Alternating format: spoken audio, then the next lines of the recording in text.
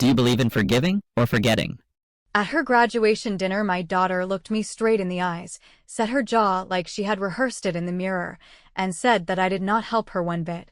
And while the table went so quiet that I could hear a fork settle on a plate, I swallowed whatever answer was climbing up my throat, and I just nodded. Because I knew that if I started listing the ways I had carried her, the conversation would turn into a courtroom drama where everyone picked a side and nothing would change except that I would be the emotional mother who made a scene at a restaurant that was supposed to be about her, not me. I did not nod because she was right. I nodded because I was done explaining my own love to people who had learned to treat it like running water, always there when you turn the handle, free, invisible, and expected. And I could see in her face that she believed her own line so completely that any facts I offered would only sound petty, like I was trying to steal her moment. So I let her keep it, and I let them keep the version of me that was small. And I kept the truth to myself where it could not be twisted into something ugly. When her friends clapped and her father made a toast about self-reliance, I smiled at the rim of my glass and let my mind drift, not to old jewelry I had sold or the overtime shifts that landed me at a kitchen table at midnight, but to the day the leasing office called me because the first tuition installment had eaten her checking account and the landlord wanted money before the weekend, and how the woman on the line lowered her voice like she was embarrassed to even ask, and I said, of course. Send me the portal link, and I set up the automatic transfer so that my daughter would never wake up to a notice on her door. Because I thought that if I handled the ugly parts quietly, she could keep her head high in front of her friends and feel like life was manageable while she figured herself out. I remembered the essays I sat with, not writing them for her, I would not do that, but reading them out loud and catching the places where she sounded like a brochure, coaching her to tell one honest story instead of 11 vague ones. The long emails I pushed a counselor to answer when the system lost her credits, the gas card that appeared in her mailbox when she took an unpaid internship because she said it would look good, the phone plan I kept in my name because the deposit would have swallowed her grocery money, the quiet deals with the dentist and the mechanic and the bursar's office, and I thought how strange it is that help without a label can become invisible even to the person you are lifting. It would have been so easy to say any one of those things, to lay a single receipt on the table like a playing card and watch the room tilt, but I saw in her that bright, hungry need to prove she had done it alone. And I recognized the part of me that had fed that need because it felt noble to disappear behind her, and I understood in a way that landed heavy and steady that I had helped her build a story where I did not exist. And if I wanted that to change, I had to stop supplying the background music that made the story possible. So I cut my steak into patient bites and asked about her plans for the week and told her she looked happy, which she did, and when the server dropped the bill near her father's elbow, I let him reach for it, because I did not need to win a receipt to feel like I mattered. Instead, I slid a folded card across the table with a short note inside that said I was proud of the work she had done that no one could do for her, and I watched her soften for a second, and then harden again when her boyfriend squeezed her shoulder and said she had always been a fighter, and she laughed in that way that says I know, right? And I knew I had just learned everything I needed to know about what would come next. Back at home, I put my keys in the dish and sat with the ache that follows humiliation. Not the loud kind that makes you want to rage, but the quiet kind that makes you stare at your own choices like they're a puzzle you should have solved sooner. And I let myself feel the sting without reaching for the usual numbing rituals, and I asked myself if I wanted to be the mother who keeps running ahead of her grown child to pull the thorns out of the path, or if I wanted to be the mother who waits and believes she can step over them and learn something when she cannot, and I knew the answer before I finished the question. I opened the banking app because old habits move faster than new decisions, and I found the line that moves money from my account to her landlord on the first of every month, and I stared at the word scheduled like it was a dare. And I thought about the morning after any big celebration, the stale balloons and the empty glasses, and how reality always knocks anyway, and I said out loud to an empty room that I am not cruel, I am done, and there is a difference, and I felt the steadiness that comes when you finally accept that love is not measured by how much you bleed to keep someone comfortable. She sent me a text after midnight that was a photo of the table with her friends leaning in around her, and the caption that she did it And I typed a good long reply about pride and boundaries and gratitude, and then I deleted it and wrote that I was glad she felt proud, and I set my phone face down on the counter and stood there for a long time. And I knew that in the morning I would take one simple action, and I would write one simple sentence, and for the first time in years I would let the consequence land where it belongs, and I also knew she would call, perhaps many times, and that I would not answer, and that my silence would not be punishment, but a door closing with a gentle click that says grow up now. I woke with the kind of steady certainty that does not ask for permission or applause, opened the banking app that has quietly kept our little family circus from falling apart more times than I can count, scrolled to the transfer labeled with her address like it is a second name I wear, and I clicked through the prompts that asked me if I was absolutely sure, and for once I did not hear the chorus of familiar excuses that used to stop my hand. Because I knew that every month I had told myself I would pause after the next crisis, and every month I had found a new reason to keep paying so that she could keep believing that life would bend for her. And on this particular morning, I decided that if she wanted the story where I never helped, then I would give her a reality that matched the script she performed so confidently at that table. I wrote the note in my own kitchen with a pen that has signed too many emergency checks, and I kept it short because long explanations have been my downfall, and I put down one sentence that said, "Handle it yourself." And beneath it I signed my name not as mother, but as the person who has been quietly paying the rent while being told that I am somehow in the way.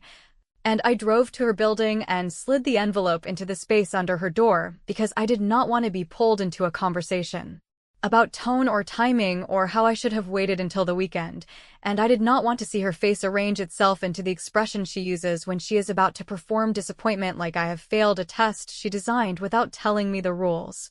Back home, I opened the other tabs of my ordinary heroics, the utilities account that still carries my card because the service fee felt like a kindness once, and then it became a habit.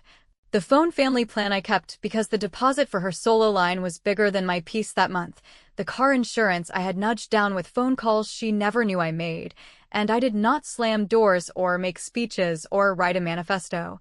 I just removed my payment methods and turned off the automatic processes that had turned me into a human machine, and with every click I felt the strange and very real discomfort of not rescuing, the kind that makes you want to run back and tape the safety net into place because you can already hear the fall. But I breathed through it and told myself that learning to hear your child hit a boundary and not come running is not cruelty. It is the only honest thing left when your words do not land. The first call came while I was rinsing a mug, and I let it ring because I had prepared for this in the same way you prepare for a storm that you hope will miss your town, which is to say I had done everything except build a shelter inside myself. And then the second call came, and the third and the fourth, and by the time I set the phone to do not disturb, the screen showed a string of missed calls that read like a heartbeat monitor, and I let them sit there while my mind did what it always does. It ran through ways to fix the situation so elegantly that she would never have to feel the fear, and I told that part of me to sit down, because any solution I provided today would only purchase one more month of being invisible in her story. Her first voicemail was all confidence wrapped in wounded pride, the kind of voice that says this must be a mistake and you will fix it when you realize what you have done, and I listened to the whole thing even though I had promised myself I would not. And then I watched the next voicemail land with a different tone, the one where the words start to trip over each other, because reality has raised its voice, and she said that the landlord would assess a late fee and that her roommates would flip, and that her boyfriend had already told her he was not covering again because he had his own bills, and I could feel the panic threading through her sentences, and a piece of me that remembers every scraped knee almost stood up. But the larger piece that remembers every time my help was rewritten as nothing kept me seated. By the time she said she could lose everything by the end of the week, I had opened a folder where I have kept proof for years that I never meant to show anyone. Bank statements and email confirmations and the kind of screenshots you take when you know a day like this will arrive, and you will need to remind yourself that you did not imagine the weight you carried, and I did not send them. I just put them in order and placed the folder on my desk like a quiet witness for the moment when she will claim again that I did not help, and I told myself that the evidence is not for her right now, it is for me, so that I do not back down when the noise gets loud. Near evening, she sent a message that cut past pride and landed in a place that almost broke me. She wrote that I do not understand the consequences that are already moving, that a notice will be taped to the door and that the roommates will turn on her, and that this will be the kind of humiliation you do not recover from, and the mother part of me that knows how unforgiving this world can be reached for the phone,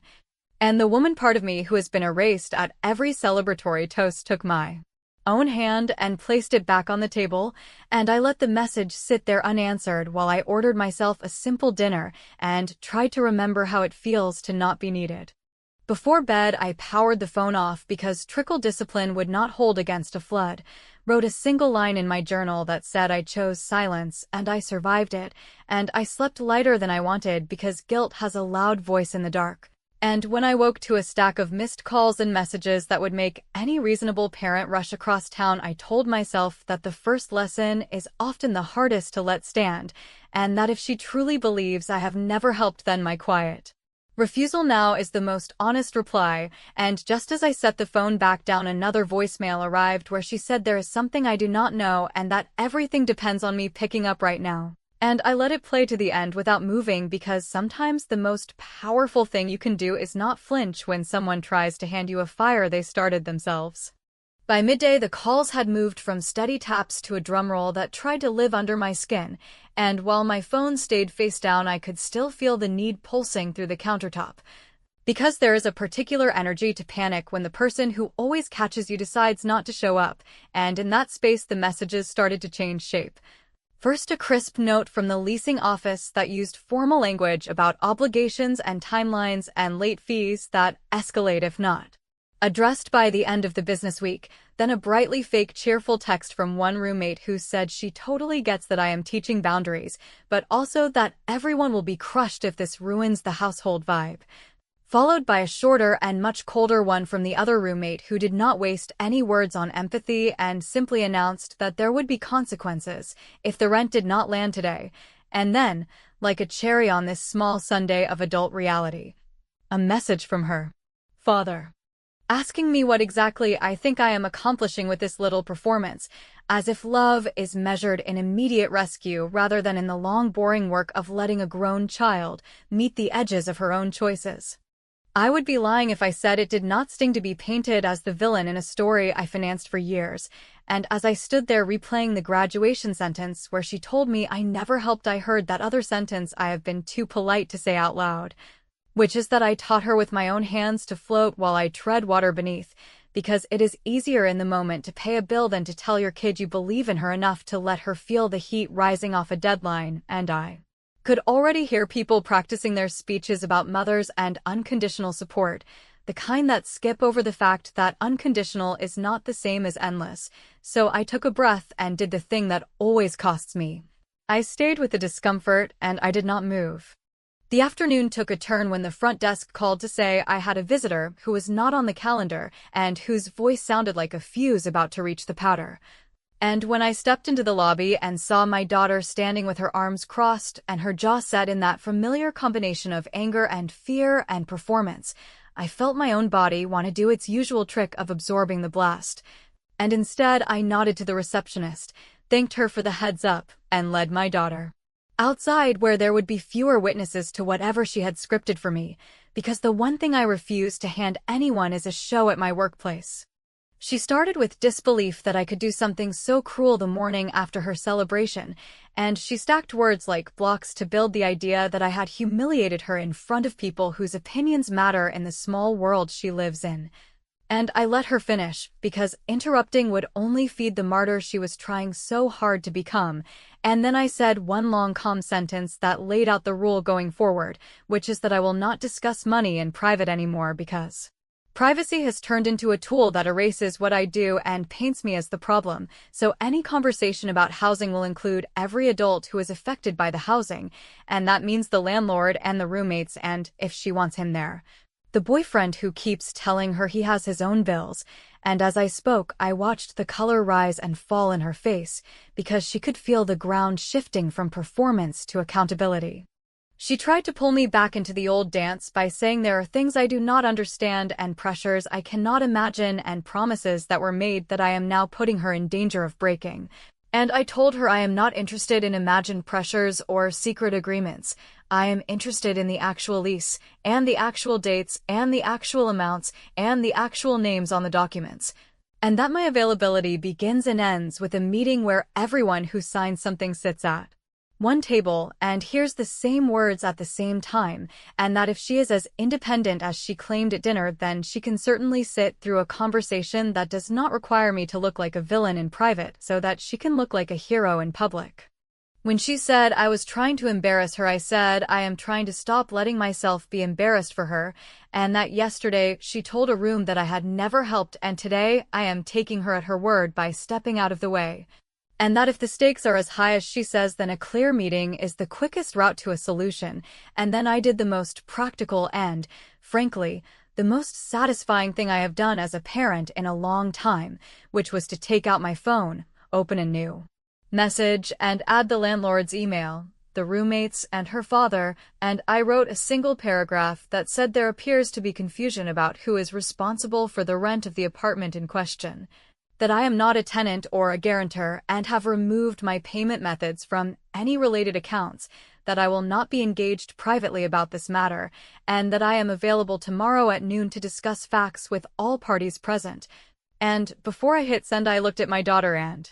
told her I would add any other adult she believes should be there, because if she has been promising help in my name, then the quickest way to clean that up is daylight. Her eyes flicked to the screen, and for a second I watched something that looked a lot like fear try to hide behind anger, and she asked me not to include the roommates because they would twist things and make her look irresponsible. And I said that if she is not irresponsible, then there is nothing to twist, and I pressed send while she was still forming the next sentence, and as the message sailed out to the people who have been living in the shadows of this little drama, my phone started pinging with automatic out-of-office replies and one very quick confirmation from the landlord who said he would be there with a copy of the lease, and my daughter whispered that there is a detail I do not know that could change everything, which might have worked on me last year, but all it did today was set the stage for tomorrow, because if there is a detail that changes everything, then it should be said out loud in a room where everyone hears it at once, and since she wanted independence so badly that she announced it at a celebratory dinner, tomorrow she will sit at a table and live it. At noon I walked into the little leasing office that smells faintly of old coffee and carpet cleaner, and found the landlord already waiting with a neat folder that promised to say the things people dodge when feelings get loud. The roommates perched together on a bench with the tense politeness of people who want a solution more than a fight, my ex-husband leaning against the wall with that familiar look that says he plans to supervise rather than participate, the boyfriend shifting from foot to foot like he might bolt if responsibility started using his name, and my daughter in the middle of all of it with her chin high and her eyes daring me to blink first, which I did not, because if you invite daylight you have to be willing to stand in it even when it burns. I said that I wanted one rule, which was that nobody would talk over the paper, because for years I have been argued into corners while the documents that could have ended the debate sat quietly in drawers. And the landlord nodded like he had dreamed of mothers like me, then opened the folder and laid down the lease with its neat columns and tidy lines and the section labeled responsible parties where my name did not appear because I had never signed anything for this apartment, and he slid forward a summary page of payments made for the last 2 years that showed a clean line of on-time transfers from my account until the previous month when the payment had been reversed by the source bank at my request, and he looked at me to confirm, and I said yes, that was correct, and then he turned the page to an email chain where my daughter, in her own pleasant student voice, had requested that the portal mask pair details so that roommates would not worry her mother, and while that line sat between us like a small confession, she stepped in with a speech about pride and privacy and how none of this would be necessary if I had not chosen the morning after her graduation to stage a lesson. I did not answer her speech because the paper had not finished, and the landlord, who had the weary patience of a man who has seen every kind of story twice, put down a printed screenshot of the portal profile updates where the backup pair had been changed from no one to my account using an older routing number that only existed on checks that used to sit in a drawer in our old house, which meant someone had taken a photo at some point and saved it for a rainy day, and when I turned my eyes to My ex-husband, he gave me the shrug that men give when they want to look helpful and harmless at the same time. And he said that of course he had given her the photo because I had always handled these things better and the landlord just needed something on file while they sorted out adulting. And the room exhaled in that soft, poisonous way that happens when the truth is ugly and simple. I took out my own folder because I had promised myself I would never come unarmed to a feelings fight again, and I put down a sequence of bank confirmations that showed the automatic rent pulls month after month. The dentist payment plan I secured with half a dozen phone calls, the phone plan notice that listed every line I carried because deposits are not kind to students, the gas card statements that show every swipe during her unpaid internship.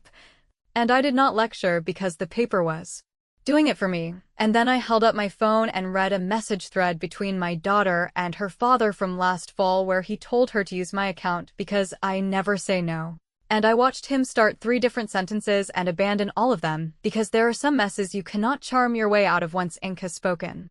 The roommates took their turn and it was unvarnished in the way young people can be when they are scared. They said the late notice would hurt all of them and that they did not care about our family dynamics as much as they cared about not getting dragged to court for something they did not do. And I told them I had already considered that because other people should not have to bleed for our lesson, and I looked to the landlord and said I had emailed him at 9 this morning with a proposal. That would clear their risk without stepping back into the role I am finally stepping out of. And he pulled a second folder from his bag with the addendum I had drafted where the security deposit and the last month credit would be applied now to cover the balance if and only if my daughter signed an agreement to vacate by the end of the month and to remove any reference to me as a payer or contact and to acknowledge in writing that I am not and have never been a guarantor and that the late fee would be covered by a small cashier's check I slid across the table that I had made out to the complex, not to her, so that the roommates could breathe and the ledger could close clean.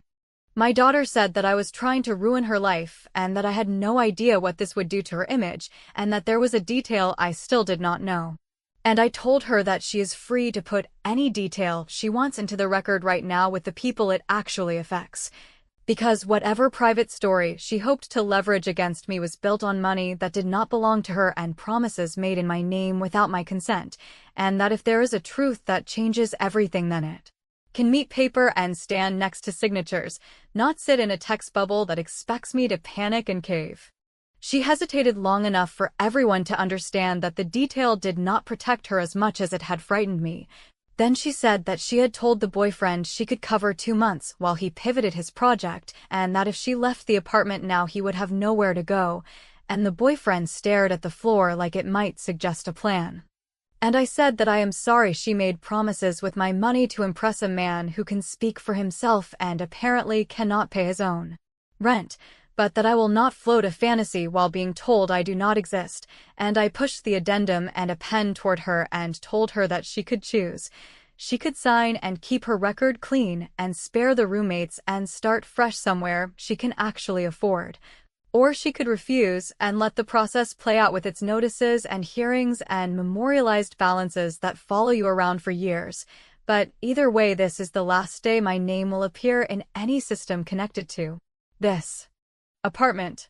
She looked to her father, and he found nothing worth saying. She looked to the roommates and saw no rescue there because they had just watched the math. She looked to the landlord and realized he wanted closure more than drama. She looked back at me with eyes that still wanted me to blink first, and I kept them steady, because the only thing left to do was sign or walk, and either choice would be a lesson. And when she finally put her name on the line, the room felt like it had exhaled a decade of pretending, which was its own quiet revenge, and when we stood to leave I told the landlord I would wait in the hall until he handed everyone a copy, because if I have learned anything it is that the last word belongs to the page.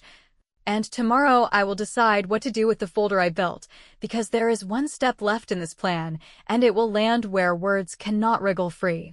The morning after the signatures dried I woke with that clean, almost clinical kind of clarity that shows up when the chaos has finally met a boundary big enough to hold it. And I made coffee while the part of me that still flinches at my child's discomfort tried a few last arguments about mercy and timing and optics. And I let those arguments float by without grabbing any of them because yesterday I learned again that paper is the only language some stories respect, so I opened the folder I had built over years of quiet triage, added a fresh printout of the portal log where the backup pair had been switched using an old routing number that did not float in the air by magic. Clipped to it the message thread where her father had told her to use my account because I never say no, and slid the packet into a large envelope with a simple letter that said I have filed an affidavit revoking any unauthorized use of my account, and I am prepared to pursue reimbursement in small claims for specific months where your decisions created obligations in my name, and that I will pause any filing for a short window if he reimburses a defined portion and provides a written statement to our daughter acknowledging that he is the one who taught her to treat my help like a silent utility, which is not a criminal charge or a public shaming, just a factual correction delivered by the other parent who has enjoyed being the charming spectator while I wore the team colors alone. I sent that letter by certified mail because I am done playing the game where truth is trapped in private texts and performative size. And then I walked to the bank where a person with a careful voice helped me place a block on any new debits from that complex or any portal connected to it, and I sat there long enough to memorize the feeling of choosing procedure over pleading. And when I came home, my phone was already skipping across the counter with messages that ranged from furious to pleading to strategic, a roommate demanding confirmation that the addendum would be honored, the landlord forwarding the executed copy with a courteous note about key return and walkthrough dates, my ex sending a single line about how I was overreacting and how a discussion would have saved everyone some trouble, and my daughter writing a long paragraph that began as accusation, bent into fear, and then tried to land in a place called love if I would only undo what I had set in motion, and I read all of it without answering because the plan I chose only works if it is boring and consistent and immune to tone. By late afternoon, the certified green slip pinged as delivered, and a few hours later a message from my ex arrived that sounded as if a lawyer were standing behind his shoulder, in which he acknowledged authorizing the use of my account information without my permission, agreed to reimburse a portion that made me laugh at the smallness, and then breathe at the principal, and promised to send a note to our daughter correcting the record. And while money cannot repair respect, it can build a floor. So I drove to the grocery store and bought a cashier's check made out to the complex that covered the late fee I had already offered and the small gap the addendum left, because the roommates did not need to subsidize our family lesson. And when I got home, I wrote one more letter, this one addressed to my daughter, that did not list every sacrifice or weaponize every receipt, but laid out a path that is narrow and fair, which is that I have set aside a small fund in her name that she cannot touch